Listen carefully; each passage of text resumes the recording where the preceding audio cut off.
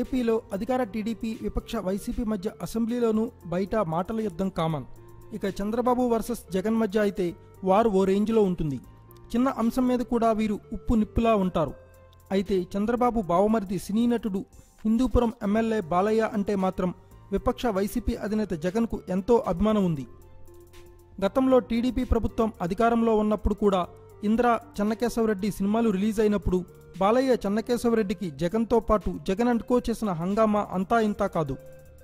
ఈ మ్యాటరంతా ఇప్పుడు ఎందుకంటే తాజాగా బుధవారం మరోసారి ఏపీ అసెంబ్లీ సాక్షిగా జగన్ బాలయ్యపై తనకు ఉన్న అభిమానాన్ని బయటపెట్టుకున్నాడు.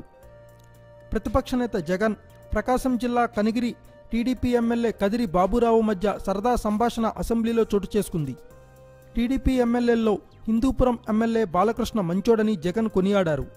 ఎవరినీ తిట్టరు, ఎటువంటి విమర్శలు చేయరని కితాబిచ్చారు. ఇక బాబురావుకు టికెట్ కూడా బాలయ్య సిఫార్సు వల్లే వచ్చిన విషయం తెలిసిందే. ఇక ఈ సంభాషణ విన్న TDP MLA Payyavula Keshav Jagan comment నిజమేనా అంటూ బాబురావును అడగగా కదిరి బాబురావు నిజమేనని సమాధానమిచ్చారు.